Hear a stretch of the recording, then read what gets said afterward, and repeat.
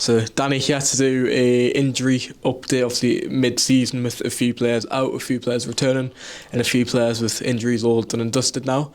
I guess we'll touch on the lads who have had their injuries in their past. We'll speak about Dan Dodds first, I guess, obviously out for 95% of last season with his ACL.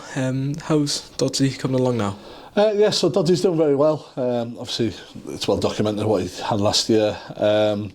He come back, if you remember early in the start of the season, he got a bit of a niggle in his hamstring after. Or was it his hamstring like going off? I think it was his hamstring off the top of my head. It was quite not a bit of a godsend in a sense, but it was nice to have him that break. He got a little run of games and then had that break, so he kind of didn't just go bang, bang, bang into games. Since then, been doing very well, looking stronger. We did some testing on him at TCRD only, so we have things called Biodex, which tests your knee strength, hamstring strength, quad strength, things like that. I think we had him 23% stronger than he was at the start of last season. So everything that we've done, he's worked very, very hard for that, to give him some credit. So yeah, touch wood, everything's okay with him. He's playing well, he's looking good in training, he's hitting higher numbers than he's ever hit before. I'd going to jinx it and say he's made a full recovery. He's good, yeah, not in good shape.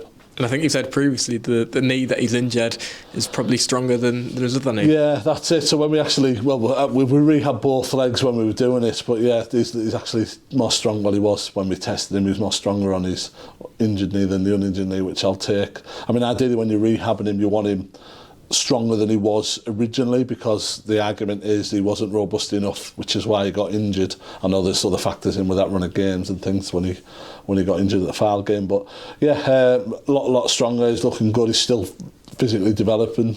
Dodsy he's still a young lad, I know, but he's looking really good. Really happy with him. And I guess another ACL injury, probably slightly longer than Dodsley's, is Gary Medine. Obviously happened at Blackpool 2 years ago, and I know you weren't involved there, but you've seen Gary come out the other end of it. How's he been? Yeah, Gaz done really well. Obviously when he first come to us, he was still sort of not recovering from the ACL. He'd come back from the surgery and everything. It was about 18 months he'd been out. We had a few other issues to address with Gaz. Obviously he hadn't played games, he hadn't trained like he'd done, he just started coming.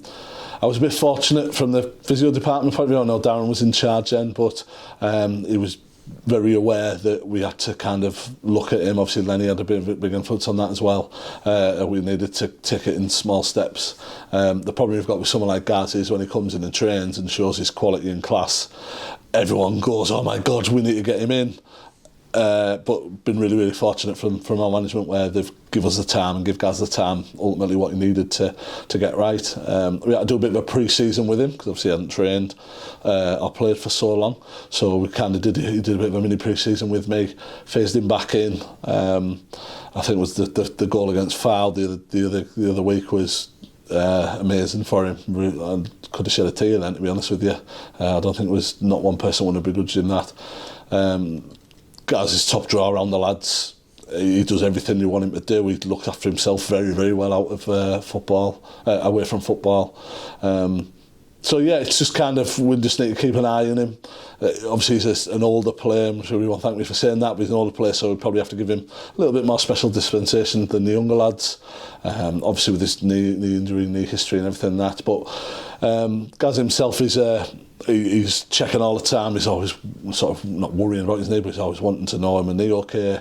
But we do a lot of prep with him and a lot of work with him that way. So long may it continue. I know he's hit the ground flying with us, really scored a lot of goals, and long may that continue. Yeah, are you personally happy with how his knee and, you know, obviously with that ACL injury, happy where it is now? He's gotten a lot of minutes recently as well. Are you happy with how he's doing? Yeah, his knee's in touch with again. It's not jinxing him. He's in good shape. Gaz as well, he overthinks sometimes. So if he feels anything, he'll come to us straight away, which some people would view as annoying. I view as a positive thing, because one, it gives us a chance to nip anything in the bud that might come up. Obviously, during when he first come in, we had some tough times. You know, obviously during the pre-season, he's getting aches, pains, feelings, anything like that, like anyone would in pre-season. But because of everything that Gaz has gone through, it's compounds and it's going to be a lot bigger than anyone else would think is who hasn't had an ACL, who hasn't gone through what he's gone through.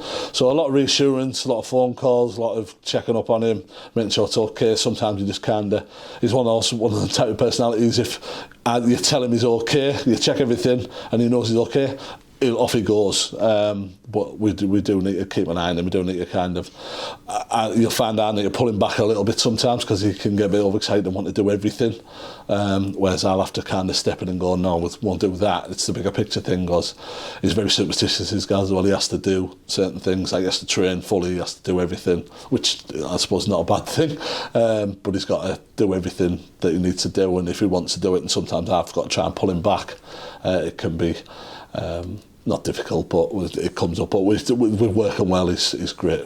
So yeah, but yeah, to speak of the knee, great, all good. I think there's 2 or 3 others that have had, I'd say, medium to long-term injuries. I guess we'll start with Jack Hunter. He went down in September against Ebbsfleet with, I believe it was a knee injury, probably sidelined for 2 or 3 months. How's Jack doing? Yeah, so Jack actually hurt his knee. I think it was a Notts Forest game in their pre-season. Well, I had it down as a meniscus irritation, because what he'd done is planted and twisted a little bit. All his ligaments felt okay, but it wasn't swelling up, but it was puffy. We've managed it, we got through. He played a number of games, obviously played the start of the season, and then unfortunately went down and the knee flared up, which was turned to be a bit more of a serious injury. With the swelling and everything with that, we scanned him straight away, had a look. We spoke to a consultant who advised us we could do it, rehab it conservatively. We just had to give him that time. Jack, it was a real pleasure to rehab, done everything he wanted him to do, and he's a great lad. Works really, really hard. It kind of makes my job 300 times easier. Jack was really keen to get back as well, but we set our targets out. All good, touch wood again. Jack's done well, obviously got back into the team. He's training everything. We're not getting any issues with the knee. Rehabbed it really well. Thankfully, we didn't need a surgery on it, which is always nice to not have players get on the operating table. And yeah, it was because we were umming and ahhing whether to do it or not. But yeah, the meniscus is all fine now. He's not getting any issues with it. He's a big old strong boy. The funny thing about Jack is when he got injured, it's the first time probably he's been out for a long time.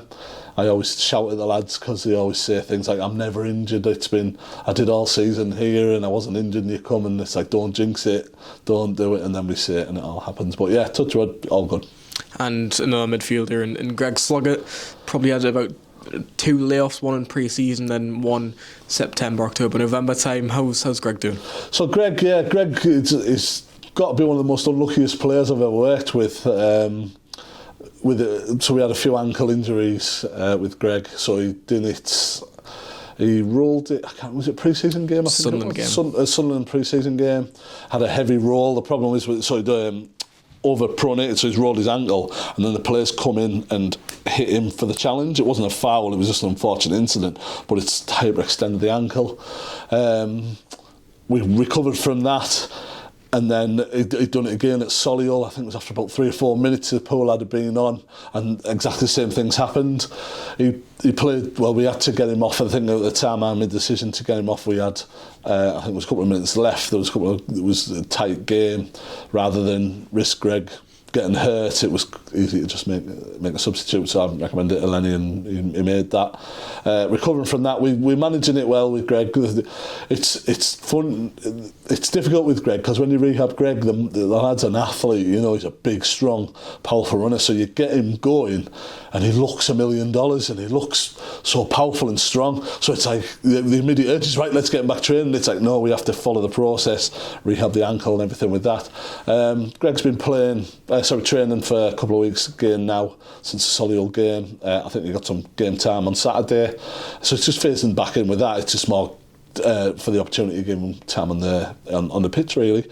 He's training fine. He's doing his things in the gym that we need to do. Again, Greg, ultimate professional, very, very, very, very powerful athlete. So hopefully I think he's just had a series of terrible luck where just when you kind of get them back in, these are injuries that you can't really control. We can strap ankles, we can do everything, but if your ankle's there and the lad comes in and overrules it, it's just one of those factors in football. But hopefully in the rest of the season Greg will have a bit of luck. In terms of the currently injured players who have missed the last few weeks of action, we'll touch on Joel Dixon with him missing since the Braintree game right at the end of August, another ACL injury. How's Joel doing? Yeah, so Joel's doing really well. I know we touched on it in the programme notes a couple of weeks ago. So Joel, obviously, he had a partial tear of his ACL. Again, Joel's not one that when Joel goes down, like not he's ever gone down in the mar since I've been here, but when Joel's the type of person when he goes down, stays down, you automatically know that there's something not right there. When we looked at his knee, it swelled right up more than anything. Checks his ACL, the tests were hard to judge, so we scanned him, showed the partial tear of the ACL. The unfortunate thing with Joel is very early in his career he had a full ACL rupture, so he'd recovered from that, and it was that knee that had been torn again. We spoke to consultants who said we could manage it conservatively again. So the two options that we had was a full ACL graft again, because they can't really repair. If it's torn and it's torn too far, they have to just replace it. They can't just sew that up kind of thing. So we had to, we made a decision, consultant was happy with it, that we managed it conservatively. He said the tear wasn't significant enough where we would need to replace that. That would have meant a year out for Joel. Joel was, we will come out of it, and me and Joel were very delighted with that decision. Obviously we're guided by the consultant's advice, so we just rehabbed it conservatively. I was in a fortunate position that I'd just recently done Dodsy's ACL, so all my plan and protocol was all sorted, so there was very little work for me to do behind the scenes. So he just kind of slotted into that point of where he was with his tear in his knee. We just hammed the strengthening, trying to make that knee as robust as we can. I've had him running for just before Christmas, I think it was. We started running again.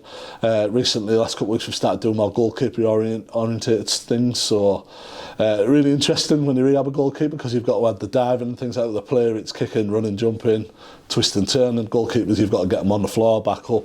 I've had him in some funny positions in the gym, which he's hated, especially when other people are in the gym watching what he's doing. So yes, he's been back doing more goalkeeper related stuff. Ironically, today we finished off with his long striking throughs. So launching a ball, diving, getting up, fatigue, striking through, all okay. So he's due to do full goalkeeper training tomorrow, before the match day -1. So he'll be back doing full goalkeeper training tomorrow or next week. Obviously, we'll be fitting him in around our game load. But yeah, so back on the training pitch, doing everything he needs to do. We've got a very happy Joel, and he'll be available for selection next couple of weeks, I would have thought. And then another one in Adam Campbell. I believe he's nearing a return as well. Yeah, so Adam Campbell is probably back a little bit earlier than I originally diagnosed. He's a funny one to rehab, Adam. He's one of these type of person every day. Every time you speak to him, when am I back, when can I play? Just wants to know, even though you tell him the next day he's asking the same question, hounding, yeah, I'll be okay to train, let's do it. Just basically keen to get back. So he strained his groin, I think it was a Yeovil game. Just one of those things, it just happens. There was nothing, he hadn't overtrained, he hadn't done anything. It was just these injuries do happen in football. Done very well, nice and strong. He's been doing heavy ball work with me, some horrific runs, some horrific agility things with me where he's really fatigued. Got through all that. He's trained all week this week. It'll be down to the management to see what they want to do with him, but yeah, he's training, he's getting through training fine. Yeah, looking good. Big player for us, Adam. Perfect. And then obviously just the two players who were revealed last week after the Wealdstone game, who are going to be serving layoffs in the coming weeks and whatnot. We'll go with Anthony Mancini. Can you just describe a bit more about what Anthony's, dealt with in the last few weeks and how the next few weeks look for him? Yeah, so Anthony, unfortunately, had a recurrence to his groin injury. He had it similar to the back end of last season. we've been doing a lot of work with Anthony on his groin strength and everything. Obviously, we're trying to make him. Obviously, he had the horrific hamstring injury last year, so he does a lot of work. He looks after himself very well, Anthony, out of football. But we've just been trying to strengthen stabilise the muscles, basically groins, hamstrings, quads, glutes, things like that. It was unfortunate training injury, so he's been running, challenged, ended up overstretching him as he's leaning back and felt his groin.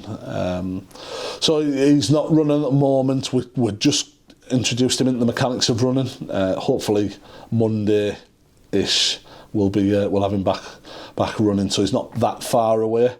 It's just more devastating for him because he'd come back, he was looking good. He obviously had that great game against Oldham, where he was feeling like he can show what he can do, and then we just had that unfortunate setback with him, but not too terrible. Like I say, hopefully have him back running Monday, where we'll get a week's worth of running to him and plyometric things in the gym. Then we'll introduce him to ball work. He'll do some ball work with me, and then we'll phase him back into training. So a few weeks away yet, but sooner rather than later, I think, with him, hopefully. I'm probably a little bit more overprotective of him because of his injury history. So where some players I might try and push on a little bit, whereas Anthony, we know he's had the hamstring issues, he's had the groin issues previously, so we'll just make sure that everything's okay with him. And Joe Gray obviously announced that he had surgery a few weeks ago. Could you just describe a bit more about his current situation and how he looks? Yeah, so Joe was a tricky one because obviously we couldn't make this public with him. It was a planned surgery. He's been playing, he has what's called a sportsman's hernia.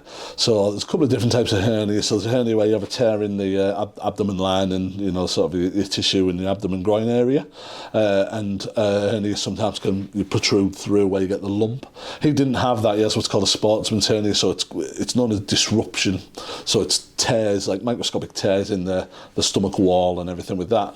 It's very, very painful, very uncomfortable, very common in footballers. It used to be to a lot of players who've played professionally. A lot of them have had the surgery, especially at a young age, because it just comes through with that repetitive kicking, running motion, and it's just one of those. We tried to manage it conservatively first, so obviously we sought advice. Sport consultants. I've done countless ones of these in my career. It's not an injury that it won't get any worse once it flares up. It's kind of it becomes a pain management thing, but it won't put you at risk of further injury and things like that. So we sat down with sort of the medical professionals, Joe, management, and we kind of made the decision of, right, we'll try and play through it and manage it with sort of painkillers.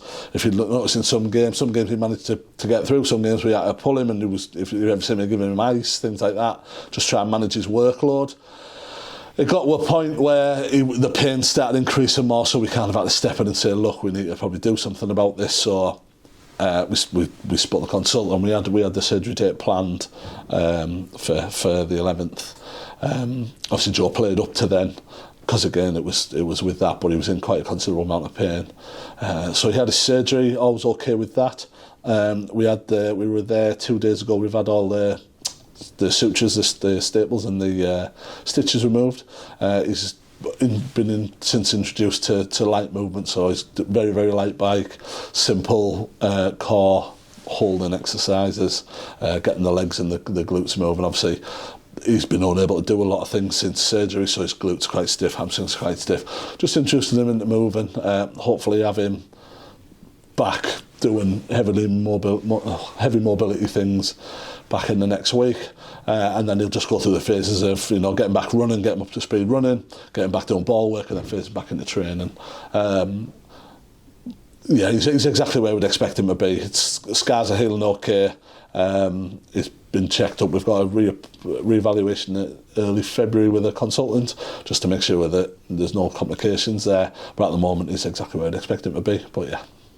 And just to round things off in terms of the squad as a whole, the rest of the squad all content and happy injury-wise, fitness-wise, everyone else good to go?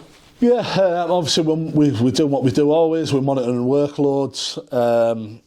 Obviously, Gav and Anthony's come in very meticulous in the planning of the sessions and that, which is a godsend to me, because at the end of the day, if you get someone where they're just going into it blind, it's going to be a nightmare. So yeah, touch wood, everything's okay. Again, don't want to jinx it, because it's one of those rules that you can have a bad weekend and it can go catastrophically wrong, but I like to think that we do manage it quite well. Obviously injuries happen in football, Adam, Anthony, these things, but if you can limit it as best as you can, happy days.